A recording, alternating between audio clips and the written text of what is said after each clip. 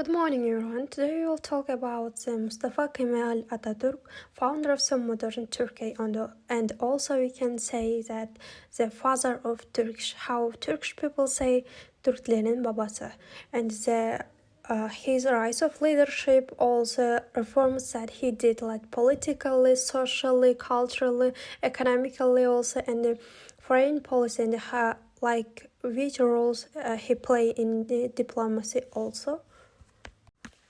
Mustafa Kemal Atatürk was born in 1881, and he is a Turkish field marshal, revolutionary statesman, and the founder of Republic Turkey. He was born in Salonika. That time was the part of the Ottoman Empire. Now it's in Greece, and Atatürk was a brilliant student, and he is graduating as an officer. And when he rose to power, the Ottoman Empire was collapsing, having lost most of the territories and suffering from internal instability. Atatürk's mission in that time was save his nation, save Turkey, and rebuild it into a strong, modern, independent state. There was also an interesting fact about his name. At first he studied in a secular school and then continued his study at the military school. And in here he received his nickname Kemal. Kemal means perfection, materially, and that nickname Kemal was given from the math teacher, and now and in started to this time it became a middle name of Mustafa Kemal Atatürk. Mustafa Kemal's road for the politics started after the outbreak of the World War I.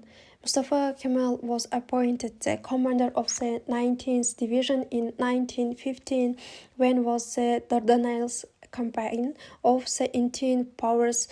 In here was France, Russia, Great Britain, and another allies, and this division defended the strategically important Gallipoli Peninsula. It is known that during the defense of his peninsula, Mustafa Kemal was saying and ordering that, "I'm not ordering you to advance, I am ordering you to die."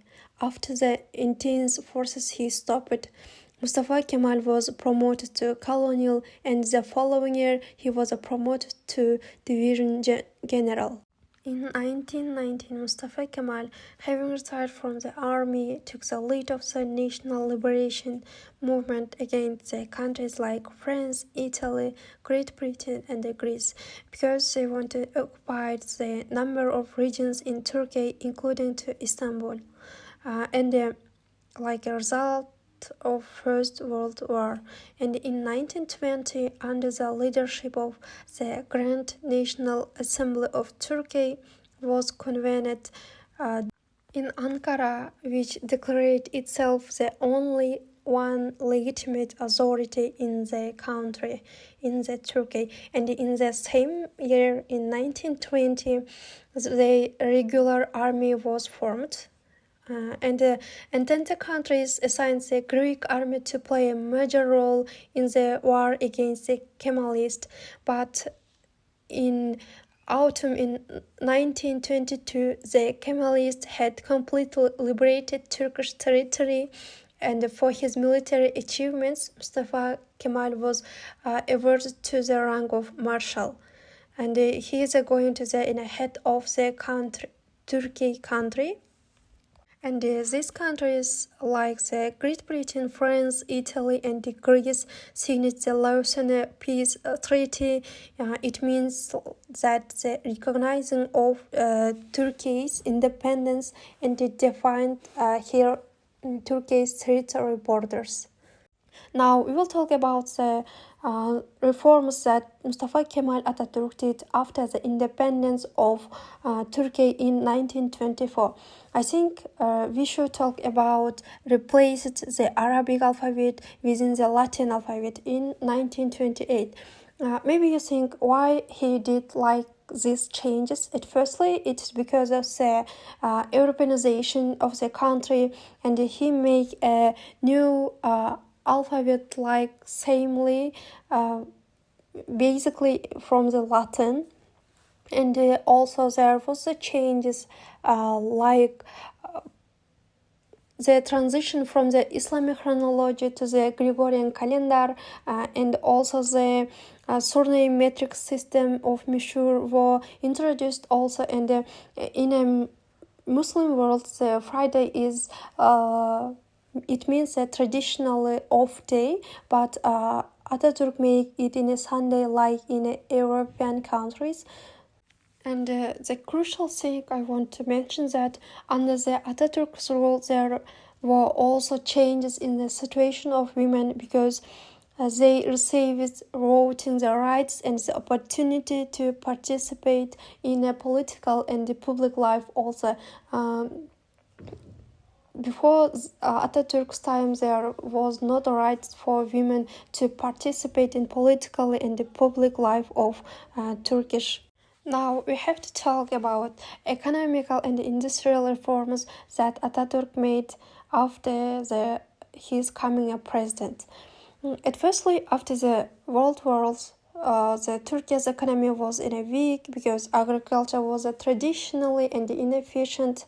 Also, the industry was almost non-existent, and the infrastructure was underdeveloped. But Atatürk believes that a strong economy was essential for the national independence and the modernization of Turkey. And he made some changes. For example, the state-led industrialization. For the government, he established the state-owned factories for the textile, sugar, iron, and steel. And nowadays also Turkey, one of the developed countries from the making a textile. And also he focusing the modernization of the products, and also infrastructure develops like building the railways, roads, schools, and the bridges to connect one city to another city. And also the agricultural modernization also was like they introduce modern tools, irrigation in the farming techniques, new techniques to make more product in agriculture. And also financial reforms also was like the strengthening the national currency and the banking system. Also the promote local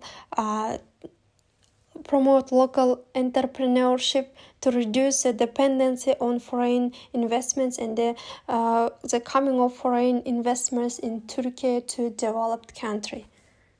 Like a last point, I want to talk about the foreign policy of Mustafa Kemal Atatürk, like what changes he did actually. I think at first we should talk about the Treaty of Lausanne, because it was recognized the modern borders of Turkey, and after that time Turkey get independence, and another countries like we already talked, France, Italy, Great Britain recognize Turkey like an independent country. I think it's the key point that Atatürk did for Turkish people. And also the establishing friendly relations with the neighbor countries through the agreement like Balkan Pact in 1934, like the cooperation with the Greece, Romania, and Yugoslavia, and the Sadahat Pact in 1933, the cooperation with Iran, Iraq, and Afghanistan.